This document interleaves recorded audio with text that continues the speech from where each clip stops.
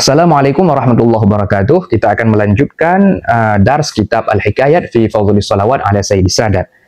Jadi kita hari ini akan memasuki kepada hikayah yang ke-7. Fi qissati tajiril ladzi tufiya an malin wa ibnaini. Jadi kisah yang ke-7 ini tentang seorang pedagang, yang tajir, yang kaya, tufiya an malin wa ibnaini. Beliau wafat dan beliau meninggalkan harta dan 2 orang anak laki-laki. Famin mahasini kitab Rawnaqul Majalis li Samarqandi. Di antara kitab yang paling bagus dan paling indah adalah kitab yang berjudul Rawnaqul Majalis yang ditulis oleh Imam As-Samarqandi. Annahu kana bi Madinatin Balakh. Jadi ada di dalam kitab tersebut ada satu cerita bahwasanya kana bi Madinati Balakh rajulun tajirun katsirul mal. Jadi di kota Balakh, Balakh ini salah satu kota yang ada di Afghanistan hari ini. Jadi ada seorang lelaki yang kaya raya, pedagang, banyak hartanya. Wa kana lahu ibnani, beliau memiliki 2 anak laki-laki. Wa tufiya rajul, maka lelaki tersebut meninggal. Wa qasama ibnahul mal, kemudian 2 anak laki-laki tadi mereka membagi harta tadi bainahuma di antara keduanya, nisfaini, setengah-setengah. Wa kana fil mirathil ladzi khalafahu abuhu 3 sya'rat min syi'rihi sallallahu alaihi wasallam. Ada daripada harta warisan ataupun harta peninggalan ayahnya tadi, yaitu di dalam harta tersebut rupanya yang ditinggalkan ayahnya ada 3 rambut Rasulullah sallallahu alaihi wasallam. Nah, di antara harta peninggalannya maksudnya ada 3 rambut Nabi. Fa akhadha kullu wahidin minhuma, maka karena tadi ada 2 anak laki-laki tersebut, maka salah satu daripada keduanya mengambil 1 rambut. Abangnya mengambil 1 helai, adiknya mengambil 1 helai. Kan sisa sehelai lagi. Nah, itu bagaimana? Wa baqiya syi'ratun wahidatun bainahuma, sisa sehelai lagi. Faqala akbaruhuma, maka abang yang paling besar, yang paling tua di antara keduanya mengatakan, naj'alu syi'rah wahidah nisfaini. Nah, kita bagi saja, kita belah saja, kita potong saja, setengah buat aku, setengah buatmu. Faqala al-akhar, maka yang lain mengatakan, artinya adiknya menjawab, wallah, demi Allah, bal an-nabiy sallallahu alaihi wasallam ajallun min ay yuqta'a sya'ruhu sallallahu alaihi wasallam. Nah, adiknya mengatakan, mengutarakan pendapatnya, jangan, katanya. Kenapa?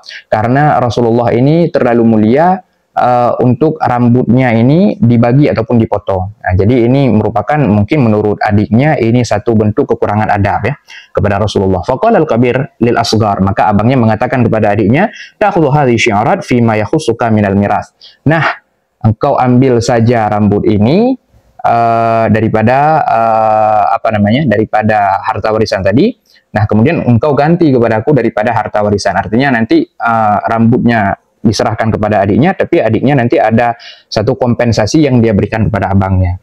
Faqala na'am, maka adiknya pun menyetujui dan mengatakan iya. Fa akhadzal kabir mal, maka yang besar ataupun abangnya mengambil harta, wa akhadzas saghiru sya'rat, maka yang kecil ataupun adiknya mengambil rambut dan memilih rambut Rasulullah tadi.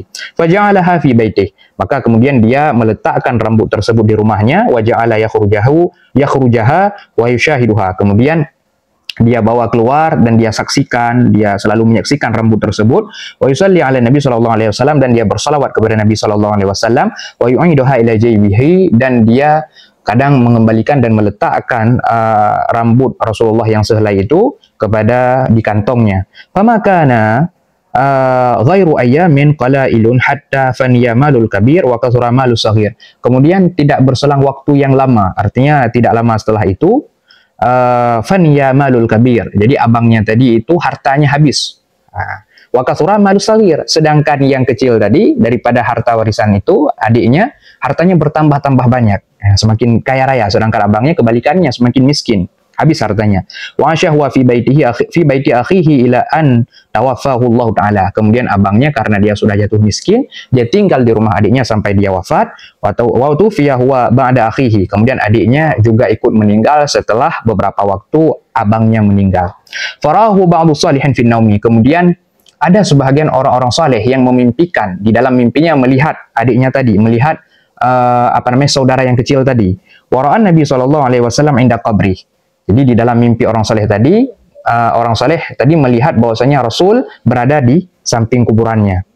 Faqabbala yadayhi, maka Rasul mencium, mengkublah tangan daripada si adik tadi. Faqala lahu, maka Rasul berkata bagi orang saleh tadi, qul linnas, katakan bagi manusia, man kanat lahu hajah ila Allah azza wa jal falyati qabra fulanin hadza. Barang siapa di antara manusia yang memiliki hajat kepada Allah, maka hendaklah dia berziarah mendatangi kubur si fulan. Kubur si fulan ini yaitu maksudnya kubur si adik tadi, yang kecil tadi. Wa yas'alullah ta'ala qada'a hajatih. Dan hendaknya mereka yang datang berziarah ke sana meminta kepada Allah supaya Allah Ta'ala menunaikan ataupun mengabulkan segala hajatnya. Nah, artinya Rasul memerintahkan kepada di dalam mimpi orang yang saleh tadi supaya manusia-manusia datang menziarahi dan bertawasul kepada Allah kepada si adik tadi. Fakana nasu yaqsuduna qabrah. Maka ketika orang saleh ini bangun, beliau menceritakan cerita di dalam mimpinya, kemudian ramai orang-orang yang menuju kuburan daripada si adik tadi, hatta balagha, sehingga ketika mereka sampai anna marra ala qabrih, ketika sampai di pekarangan kuburannya, raqibin dalam keadaan berkendara, yanzilu wa yamshi rajilan. Nah, ketika sampai ke sana, mereka dari kendaraannya mereka turun dan mereka berjalan dalam keadaan dengan kakinya, artinya untuk memuliakan kuburan seorang lelaki yang lebih memilih untuk menyimpan rambut Rasulullah ketimbang menyimpan harta. Nah, referensi daripada cerita tadi ada di dalam kitab Hilul Aqfal liqurra'i Jauharatil Kamal lil Imam Al-Ghawth Sayyidi Ahmad At-Tijani halaman 26.